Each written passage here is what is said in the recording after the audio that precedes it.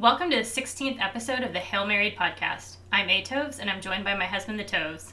We're back to give our hot takes on UTSA's come-from-behind win against Memphis and throw some Hail Mary shots downfield for our listeners to love or hate. What a comeback. UTSA's win marked the largest comeback in program history, digging their way out of a 21-0 hole in the first quarter to win 31-28. In what has become a very bad habit, the Roadrunners started poorly on offense. A drop snap by Harris led to a fumble that was returned by Memphis for a touchdown. On defense, a pair of penalties on Rashad Wisdom allowed Memphis to keep their second drive alive, resulting in a touchdown. Memphis added another touchdown to take an early 21-0 lead. It wasn't until the second quarter that the Roadrunners finally got their run game going with several nice runs by both Brendan Brady and Sincere McCormick. The Runners capped that drive with a McCormick 12-yard touchdown run. They headed into halftime 21-7 with a victory looking like it might be out of reach, but the Roadrunners came alive in the second half. UTSA scored a touchdown in the third quarter on another McCormick run. In the fourth quarter, they added a touchdown from a 7-yard pass to Zachary Franklin. While the defense gave up one touchdown to Memphis, they also caused two fumbles. The first by Clarence Hicks, which was returned by Lorenzo Dantzler, ultimately leading to a touchdown run by Sincere McCormick to tie the game at 28. On the next Memphis possession, Kelechi recovered another fumble for the Roadrunners. While the offense was unable to convert that fumble to points, the defense came up big with another stop to give the Runners a chance to win the game. In the final drive, UTSA was able to drain the clock with sustained runs by Sincere McCormick. Traylor put his faith in the triangle, and Duplessis came through, scoring a 42-yard walk-off field goal, stunning Memphis and ending their 17 home game winning streak. So, what were your overall thoughts on the game? Well, the first one was that the 2020 UTSA team does not finish this game. It just feels like they would have gotten it closer, kind of like they did with many of the games, like BYU, yeah. UAB, but they wouldn't have finished that comeback. It just would have left us with a bunch of what-ifs that we would have been talking about during this game. You remember the game last year with UAB. What if Lowell had been brought in sooner? You look at BYU. What if some of these guys don't have a club on their hand? What if we start with Lowell the entire the game? So this one, I don't think there is what ifs. Mm-hmm. There's plenty of what ifs for Memphis. There wasn't any for UTSA, and I think that just shows just how much better UTSA was situationally than Memphis. When put in certain predicaments during the game, UTSA executed, Memphis didn't. And I know we've got the first quarter that was just sort of burn the tape game that you want, where you're just like, nope, just want to throw it away and don't want to look at it. But right. I think overall, if you want to see the whole story, UTSA was better situationally than Memphis. That said, we had plenty of problems with that Memphis team speed. Traylor talked about it all week, and it felt like when we started the game, we didn't know what hit us. Mm-hmm. And I think the easiest one to highlight was the Calvin Austin 60-yard bomb. But Clifford Chapman was kind of hard. I think he was guarding Austin on the outside, and then he was looking for inside help from Rashad, and Rashad just never turned around. He got turned around, I should say. And so they were both just trying to play catch-up with Austin. And so it was game over. As soon as he got Rashad to get turned around, Chapman was not catching up to him, and so that team speed made us look like we were on skates. We just did not look like we were prepared for that, even though the head coach had talked about this the entire week. But he also said, you talk to my guys, they're just going to shrug it off and say, nah. UTSA team, I think you need to listen to Coach Traylor, because he said it and you had problems with it. We've talked about, like, with Big Brown before, our good friend, and he says, what does a team do when it gets punched in the mouth? And that was, I think, a good way of putting this. It felt like a Rocky movie, because you had the heavyweight in Memphis that had the 17-game winning streak. Even though they were only favored by 3, they're a good G5 team. So it's not like you're playing a bad Illinois team. It's not like you're playing a bad P5 team. You're playing a really solid G5 team. Mm-hmm. And to be able to show up there and then look overmatched, kind of like Rocky does, but then kind of trying to get the opponent to throw that big swing to knock you out, and it just doesn't happen. Memphis flinched, and with that, UTSA just was able to really take that opportunity to grab control of the game. Rocky usually gets control of the boxing match, and he just wears his opponent down. UTSA did the same thing, taking body shot after body shot at Memphis with that running game that we'll talk about in a little bit. And then finally, that final punch that Rocky always famously throws at the end of his movies, it was Duplessis. And I mean, I thought, I've always said he's automatic. Afterwards, he did not want to go that route, but it's great to be confident in just these guys. And I think they're all, I've said it before, they really love playing with each other, and it shows. And I don't think that anybody doubted that the Hulk was gonna crush that ball into the middle of the uprights. So, I mean, none of the guys look phased. They were just ready to celebrate once that kick went through. Yeah, I mean, I think the big difference between this team and what we would have seen last year,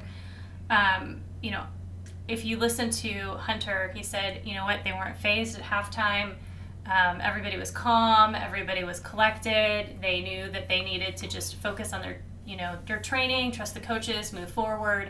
I mean, the last time that we really had a come from behind victory was when we played Louisiana Tech, in the Alamo Dome. But when we played them, if you remember, Traylor said he kind of had to rile them up and kind of get after the guys to really get that spark going so that they came out differently in the second half. But he didn't have to do that this time, which tells me that there's a level of maturity that we didn't see last year and a level of trust in each other, which is really nice to know.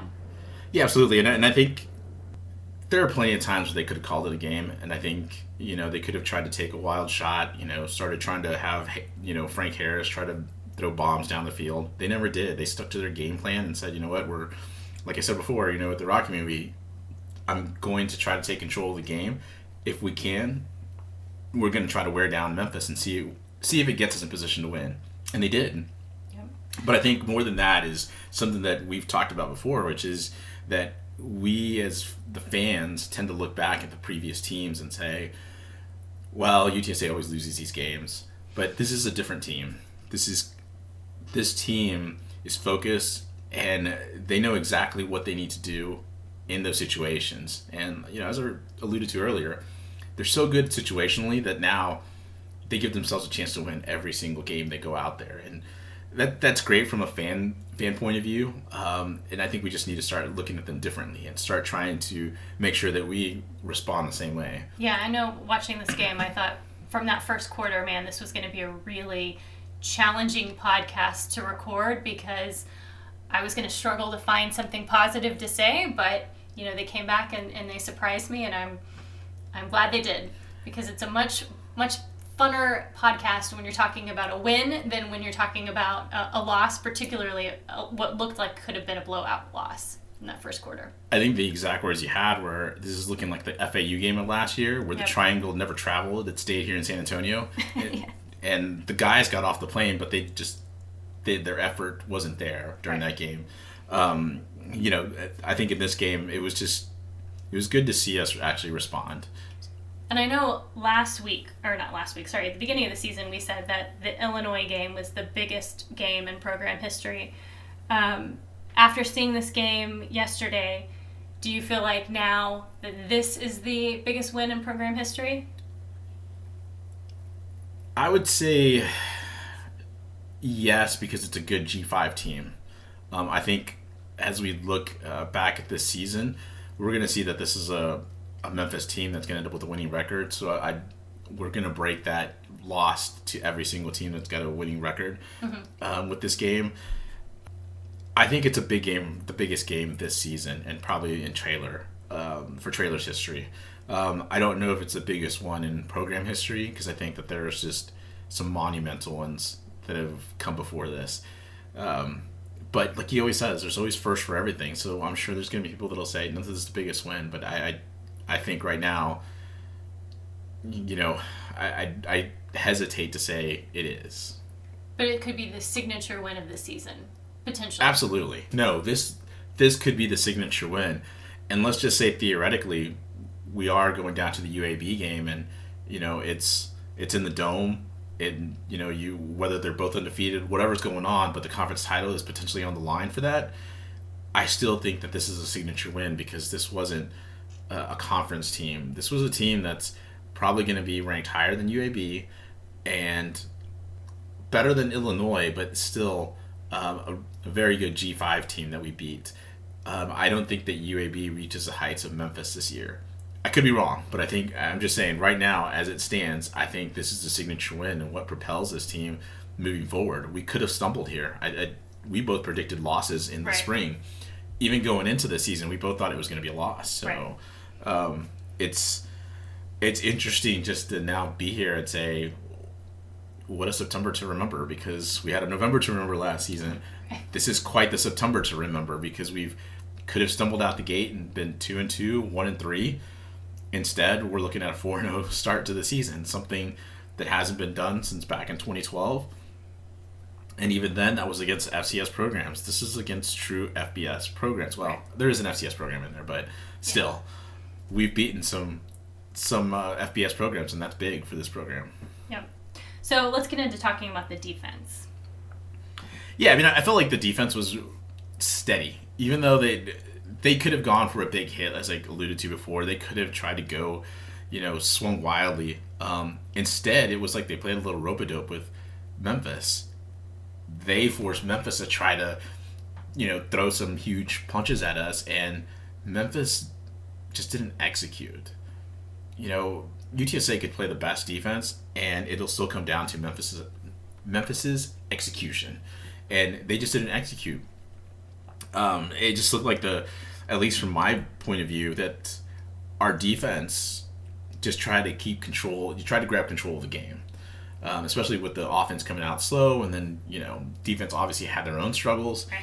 But they came out and they just played. They were steady and they took control of the game. And to me, at least in my opinion, it felt like Lepp and Wright made Seth Hennigan, the Memphis quarterback, look like a true freshman from the second quarter to the final whistle. Yeah, I mean, they allowed him to look like a superstar in the first quarter by probably not preparing the team correctly. I mean, not making the right calls, but they made adjustments. And in making those adjustments, Seth Hennigan left plenty of plays out there. But that's what you get with a true freshman. Mm-hmm. As great as some of these true freshmen are, there's a reason why many teams only play them for 4 games and then redshirt them, because they don't have the experience, they don't have the maturity level, and they need more time in the weight room. And Hennigan, I wouldn't say looked overmatched with the UTSA defense, but there were moments that he looked quite overmatched and looked like he didn't know what to do. And that Memphis team did not play disciplined on any phases of the game, but mostly on offense. They could have really had a knockout punch plenty of times against the UTSA defense. They just never did. Mm-hmm. And that's where I think Jess Lepp and Rod Wright really did earn their salaries, because they made him look average. If we go on to individual performances, though, I would say Rashad Wisdom. Sorry to say, but you had the worst game here. He looked lost. He had 2 bad penalties on that second Memphis drive. He body slammed Calvin Austin, and then he had a defensive holding later around the goal line on Austin again. It was clear that he could not guard Calvin Austin. Yet Memphis kept going to the well there. Right. They saw that matchup. It was, let's get the ball to Calvin because he's going to be able to beat Rashad. And you made a comment to me that it looked like one of those Rashad games from last year where he would have one bad play, like the body slam. Last year would have been the targeting foul, and then he would have gone right back to targeting again. And then it would have shut off his mouth. And, he had more maturity this year, and he had a bad game, but you know what? I didn't see the sort of pouting or, kind of losing control like he did last year. I thought that the rest of the secondary played well. I thought Antonio Parks had a lot of good moments. Kalechi obviously had a big moment. Our cornerbacks, Tariq Woolen and Corey Mayfield, you didn't really hear much from them, but when you did, they made some big plays, big pass breakups. And I think that's really what you want for your quarterbacks, because when you keep calling out the cornerback over and over, that means they're either getting beat or they're getting called for penalties. And in this case, they locked down all the receivers. And that's one of the stats that you got to come back and look at. Memphis only had 3 guys catch the ball. Their running back, Brandon Thomas, their all-world tight end Dykes and Calvin Austin. And Calvin Austin is the only wide receiver out of the three of them. So what a game from the secondary, at least from nobody named Wisdom, unfortunately. I will say that on that long Calvin Austin pass, you had Clifford Chapman on him, and Wisdom got turned around. So, it was done. Once I saw that lineup and they caught him right. They caught UTSA right at the right time. They went for it on fourth down. I don't know why Traylor didn't burn a timeout right there, but they weren't prepared. So they let go. They allowed the fourth down conversion, and then they went right for the throw right there. And those are the times when you start feeling like this game's going to get out of control. It never did, because they were never able to get that momentum again. They kind of got, to me, really happy on offense and content with what they were doing. Didn't think that UTSA would come back.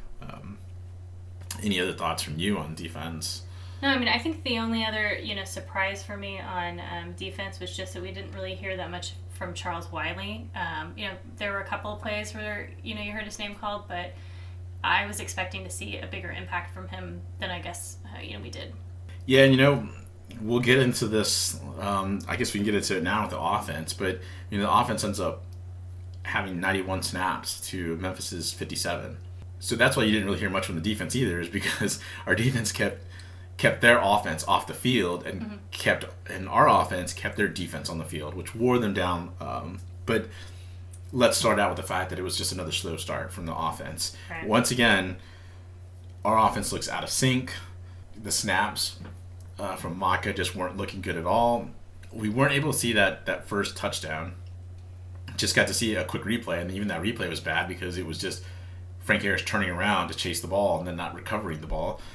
It's just baffling because we know we have offensive line issues, and I don't understand why we continue to have these long pass routes. It takes a while for them to develop, and it just doesn't make sense. Like when Frank is able to get the ball out quickly, we find success, and he did that a few times, and the offense just was clicking. He stayed in there on a big hit when he threw a pass out to Dan Dishman, but we moved the chains, and it was like, but he got it out quick. I mean, it wasn't like he stood there for 3 seconds and then finally got hit. Right. So it's just bizarre to me why we continue to force that issue, and I think we could just kind of adjust the offense a little bit more. You get a couple of quick passes in there, kind of get the guys rolling a little bit, and then, change it up later. But I think trying to go for some home runs or, trying to get these things to go kind of slow really hurts the offensive continuity. Yeah, I mean, I think for me, really one of the only red flags I'm seeing so far of the Traylor era is the fact that our offense starts sluggish. We've seen that game over game over game, both seasons, and, it's something that obviously we're going to have to fix as we go into conference play, especially if we aspire to, continue to develop on these wins to get the conference championship. We're not going to be able to start slowly and then make up for it later on, throughout the season. It's a really good point. I think, like I said, I mean, obviously we can give our opinion as to what we think the offense needs to do, but I think we can all agree from a UTSA fan base that we do need to change something up, because right now this isn't working and we can't continue to dig those holes. The defense, while it's been incredibly, stout in the first 4 games of the season, I don't know that it can continue to be pressured that way and still think that we can hold up and come back and win every single game like that. And not that we've had to come back; it's the first time we've done it. But putting our digging a hole for ourselves is not the way you want your team to continually have to play. Right. I do have one thing though. We keep talking about Frank Harris being a dual threat, but is he really? Because at least this season he does not look like a dual threat. He's not running like he normally does. Coach Traylor has talked about it against Illinois, and so I think the question is, like, what is it about Frank Harris's choices that he's not pulling the ball on some of these read options? He's tending to at least keep that ball to Sincere or to Brendan Brady, but he's not keeping that ball. And there were plenty of times in the Memphis game where it felt like he could have pulled that ball and run. Right. But he doesn't. And one key one is the second and last drive. there was a fourth down and short, and he had a very delayed handoff to Brendan Brady, and it cost Brady his rhythm to, I think, push the pile further and probably get that first down. It didn't happen, but again, that's where Frank needs to. It's fourth down. You've been around before. I mean, if you're a true dual threat quarterback, then that means that you're going to actually run.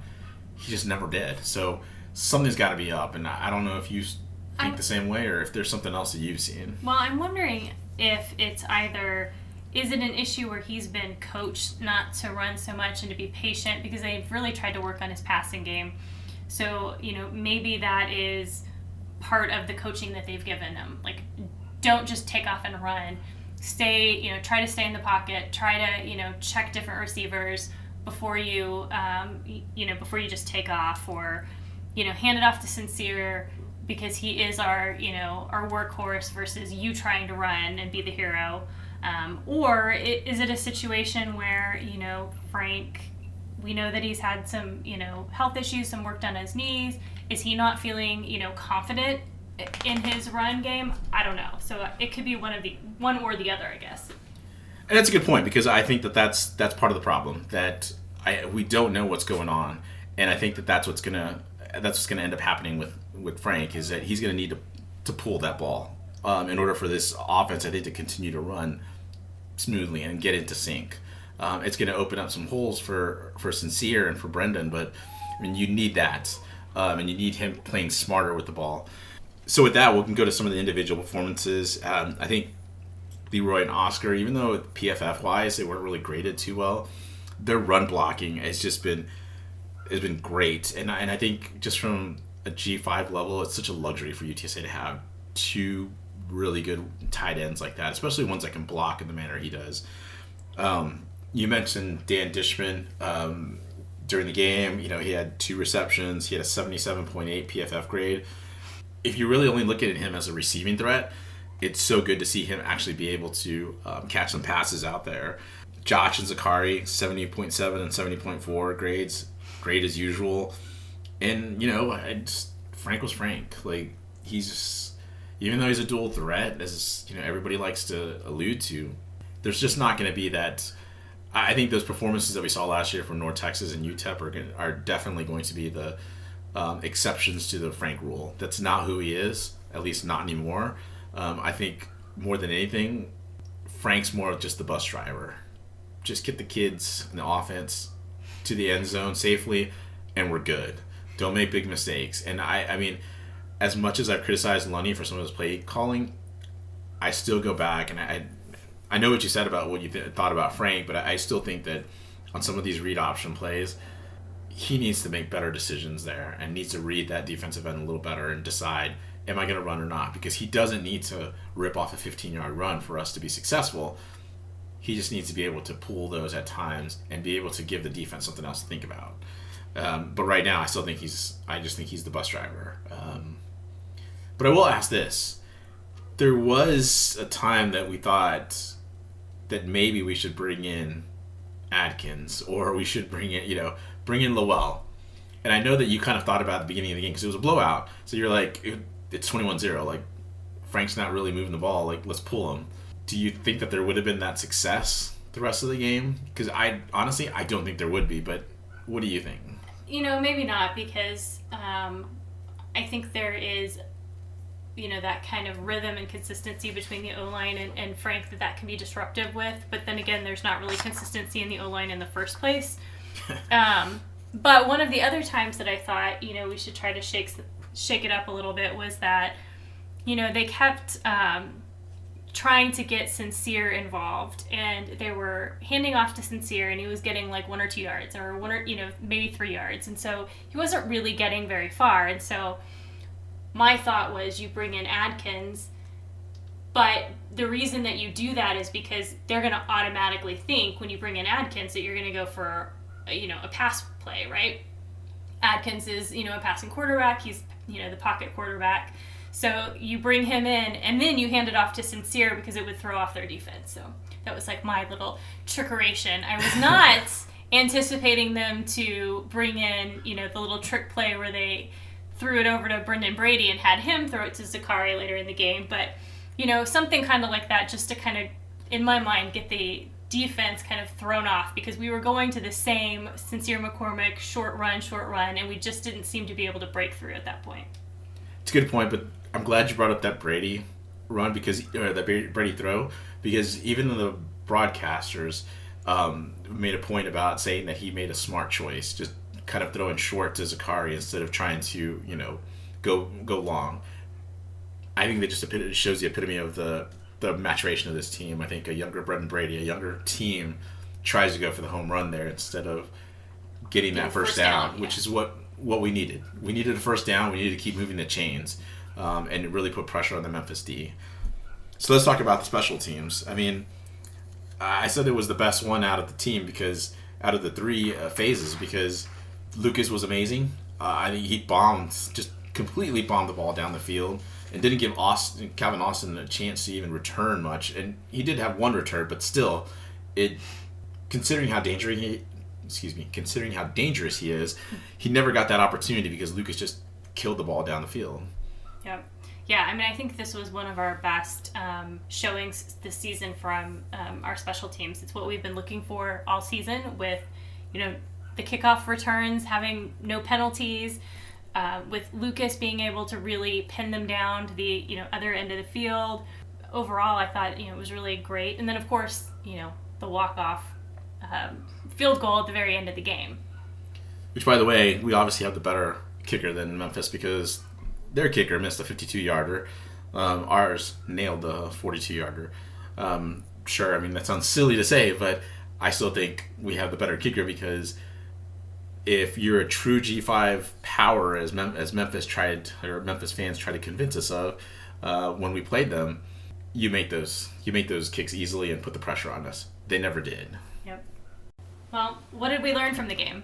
I think the biggest thing that we learned, and this is not necessarily the best thing, but we're just possibly never going to have a consistent starting offensive line. We have our dream offensive line that we think that whenever they're healthy, or whenever, you know, they're not sick with COVID, that is going to come through, and boy, this offense is really going to take off. But, you know, I think it shows the depth on the offensive line that, you know, we've been able to patch it up with certain players, and that we've been able to at least get some offense going. And, you know, I make it sound bad there, because it sounds like this offense is gaining like 300 yards a game. I mean, this is still a 400 to 450 yard offensive team, and so that's quite impressive despite all of the issues we've had. And of course, I think in a dream state, you think, what would it look like if we actually had a healthy offensive line? Right. But I think this is what we have to just understand, that this is what other teams are going through as well. Yeah, absolutely. Anything else? I mean, I think we've touched on some of the other things that we've looked at in terms of, you know, we've turned these sort of moral victories into actual victories. That offense keeps starting slow. So there's one more thing that we can talk about in terms of what did we learn from this game, is that these players have bought into something that's special, and it's leading to a special season. And it's something that I think no matter how this season ends, we're going to look back at this as fans and say, do you remember that game at Champaign? Do you remember when UTSA traveled up to Memphis and, you know, ended that 17-game winning streak? I think this is a team that's going to make some really cool memories for not only themselves but for us. And I think it's just going to be fun to watch the rest of the season. Absolutely. All right, so let's talk about the players of the game. As always, we'll start off with the bootleg honorable mention. Offensive side, we're going the offensive line. I know they didn't have the best game. I know that they struggled mightily at times. But when needed, this group was the one that we leaned on to get us those yards for Sincere McCormick. Near the end of the game, the defensive line, the Memphis defensive line, I should say, had their hands on their hips. They were sucking air. Our line wasn't. Our line was actually looking like they were ready to bully that Memphis defense. And they did. And I think that was one of the keys later in the game as it went on. Those gains that we talked about earlier that were like 1-3 yards became like 6-7 yard gashes.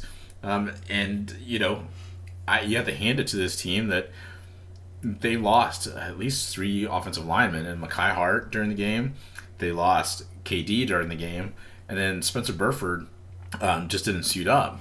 So we had essentially backups in there, and yet this quote-unquote great Memphis team that just, took UTSA for granted allowed backups to push them around. Yep. Anything for you from the offensive line? No, I mean, I think the story really with the O-line is just their resilience and, the fact that they've been able to continue to play well when, we know that it hasn't been able to have a consistent line, and, somehow they've managed to be able to continue to, play well, do what they need to do, and use the resources that they have. Good points. So let's talk player of the game. And I don't think this is a surprise because it's Sincere McCormick. When Coach Traylor looks to see who is it that he needs to make a play, it's Sincere. At the end of this game, he talked about how he was looking at his coaches, and they said, let's pass in this situation. He said, no, I'm going with my workhorse. And Sincere is, I wouldn't just say a workhorse, he's the superstar on this team. He's the best offensive player, and there's a reason why he is the linchpin of this offense. We've been concerned over the first few weeks because he hasn't really been getting those big runs, but when we needed that key play, he ripped off a 22-yard run thanks to that aforementioned offensive line and put us in position to win the game. I mean, again, if we look back at last year, I don't think that we get enough push, and Sincere maybe is short of the first down. But this year is different. It's a different chapter in the UTSA football history novel, and this year he got 22 yards out of it. This year he took a couple swing passes and got some yards out of it. He's just really good, and we're just so fortunate to have him on the team. Yeah, I mean, I think at the beginning of the game, it just didn't seem like he was really, getting into a groove, and then the next thing you know, you look at his stats at the end of the game, and he has 217 all-purpose yards, and he's got 3 touchdowns. So it didn't feel, again, because there weren't that many breakout runs, that he was going to end up having that many yards, but it was just kind of like, death by 1,000 cuts. Like, you just kept going, and at the end of the game, he had 184 yards rushing. And I think it'd be worse for Memphis fans is the fact that your defense keyed on Sincere, and yet he went off for 184 yards. Mm-hmm. Like, I mean, how do you allow that? I mean, if you're as great as you quote unquote think you are, you don't allow Sincere to go off like that. You did, and now you're 3-1. So let's talk defensive players of the game. Bootleg honorable mention to me is going to go to the defensive line. The defensive line really played, I thought, was persistent in really bullying that offensive line. I mean, that Memphis offensive line, I wouldn't say is terrific, but they're a pretty good line. And, again, much like we saw on the defensive side, they seem to be sucking air at times. And that, we do have a deep defensive line, but I thought we played well there. We, once again, had this great rush defense where I think we only allowed like 70 yards, 70-ish yards, I should say, on like 20-ish yards or 20-ish carries. I mean, we really held them to about a 2.5, I think, yard per rush, which is amazing. I mean, again, we were the ones that were the bullies. They weren't. And that, I think, is part of the story of the game, too, is that they just weren't able to get their rushing game going. Yep, absolutely. For my player of the game, I think he made his name known early in the game, at least defensively, and it's Clarence Hicks. He had a 76.9 PFF grade. To me, it was more of a high-quality performance, which is 80 and above, than what's graded out here as above average. But since it's really on the border, I think it's really not on the border, I should say, but it's closer to that border of the 80. To me, I thought it was just high quality. When we needed a play, Clarence came through. He was post game. He was kind of aw shucks about stuff. He was just like, "Oh yeah, what were you thinking when you got to that fumble that Lorenzo scooped up?" And he was like, "I just got there." It was so simple, yet I think he was right. somehow he just got there and he just made moves. And I think it's just a improvement from what we've seen from last season. I mean, let me just give you his line real quick before you respond to this, but it's like 3 tackles for a loss, 2 sacks, 1 forced fumble. Those 2 sacks were crucial because they came at a time when we needed a play, and Clarence came through. Yeah, in the first half in particular, when we didn't feel like we were playing well, it seemed like the big plays that came from Clarence Hicks. We heard his name over and over again, and then again at the end of the game with the forced fumble, he really, you could tell, had a really solid game, and like you said, was very humble in his post-game conference or post-game interview, and how he responded to it. Just really kind of showed that culture that UTSA is trying to build. One final note on Clarence: we were really harsh on him against Illinois because he made some 2 dumb penalties that allowed Illinois to keep moving down the field. Mm-hmm. So what a journey just from the first game, where now he's the one that's making the big plays and he's the one that's causing issues for their opponents. So great job, Clarence. All right, it's that time for us to talk about our breakout players that we chose at the beginning of the year. Special teams wise, Julon and BJ, 0 points. No big impact, but I think you got something about BJ that you want to talk about. Yeah, I mean, I feel like he should get a half a point at least for being the all-time UTSA record holder in games played. That should count for something.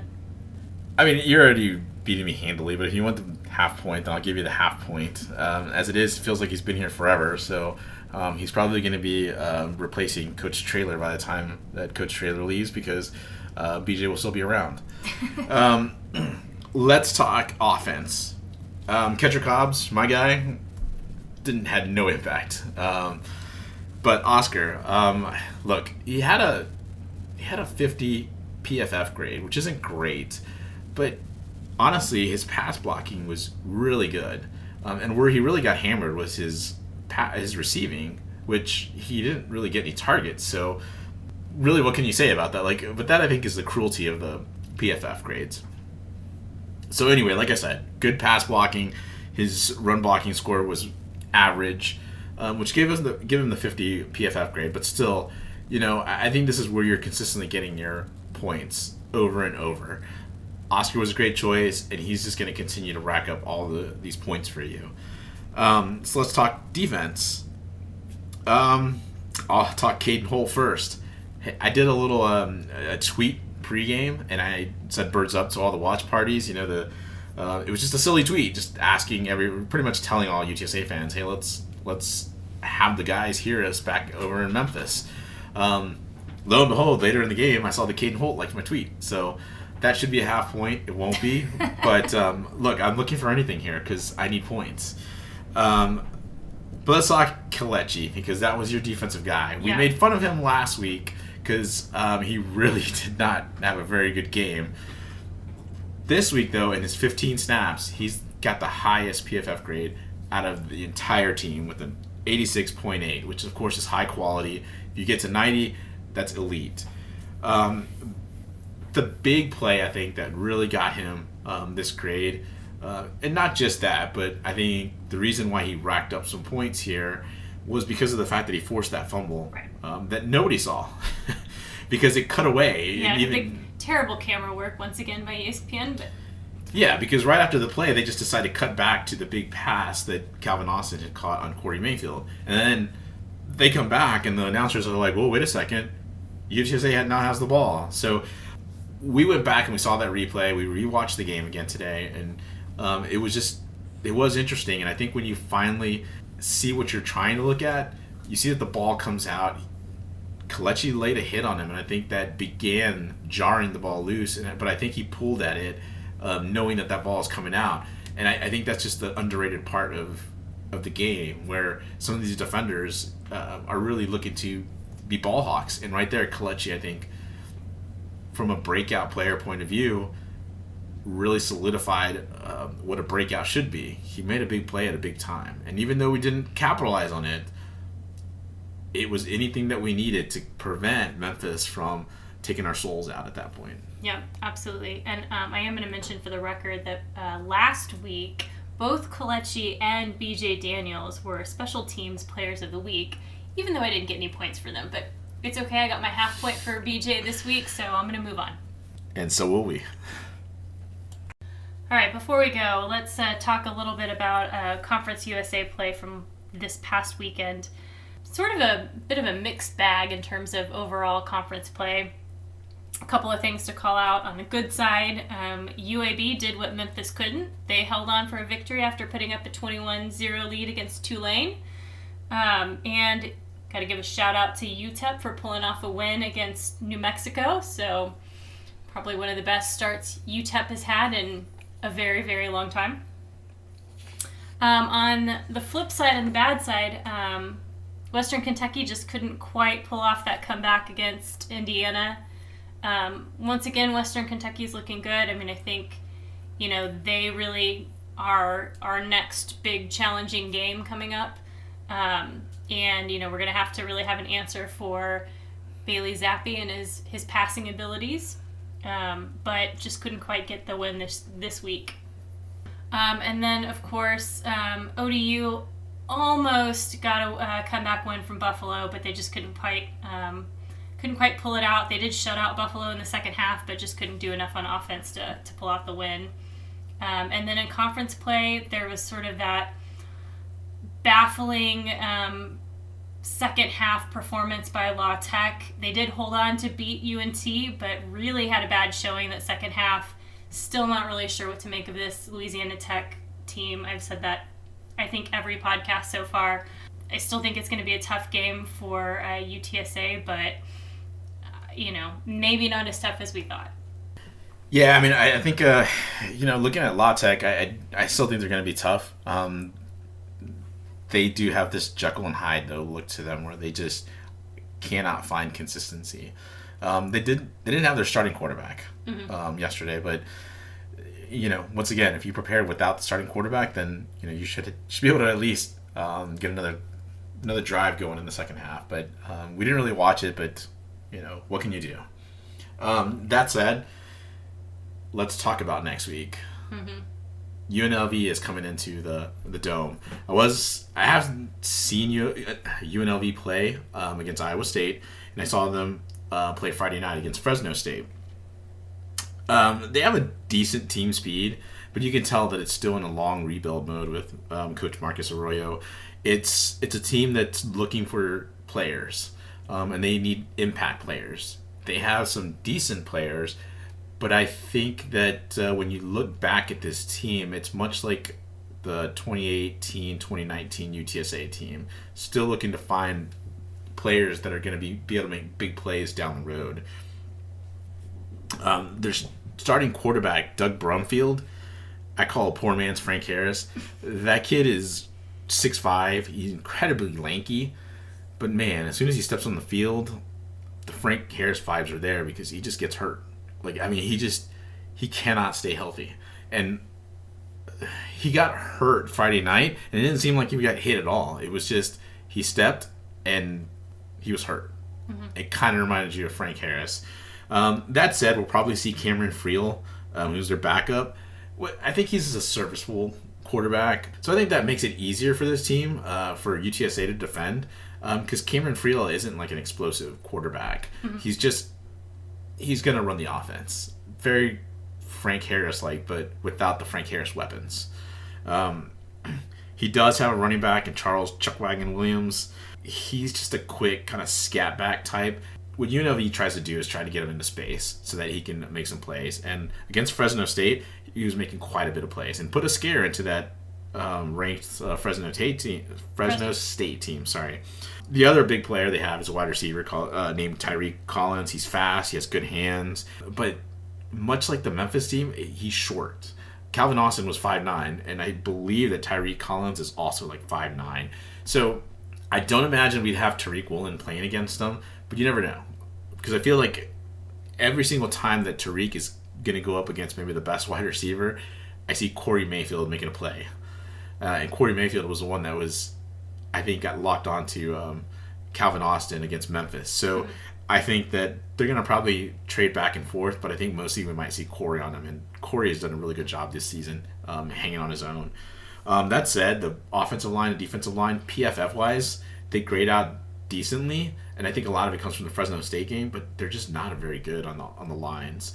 I think both our defensive line and offensive line are going to have their way with their lines, and I just think that it's not going to be as easy of a game from UNLV as they might anticipate. So I will say that UNLV does kind of run a 3-3-5 stack defense, so it's similar to the hybrid that we have at times, which should be good for this offense. Something they've seen before. That said, it might be something they've seen before and they still can't move on. So it'll be something to look at. But their big linebackers are Jacoby Windman and Austin Ajike.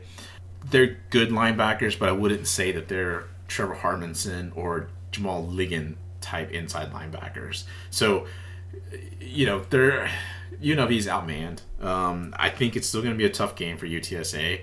I just because from the history that we've seen so far, these 4 games, we anticipate that the offense is going to start out slow again.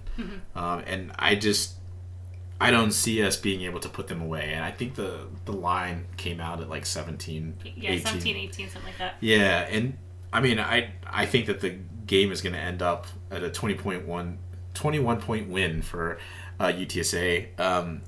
But I think it's going to be a slow burn. I think that UNLV's got some players in the Chuck Wagon and Tyree Collins that might give us some fits. And I think that they'll be able to put up at least some points on us, even if it is late in the game. But I think UTSA wears them down just like they did Memphis.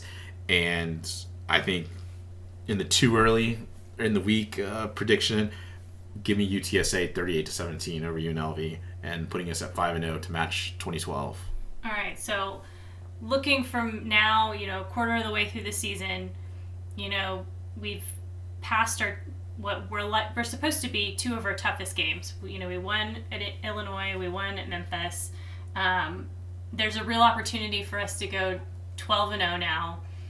Where do you put your predictions? You started out at 7-5, but where do you put the predictions at today? I mean, obviously, throw out all the predictions now. I think we saw it we heard it from Greg Luca when we saw the review with JJ earlier today. I mean, I still go back to the fact that I think that there's going to be a letdown somewhere, not because the team isn't focused, but I think that the offensive line injuries have started to stack up.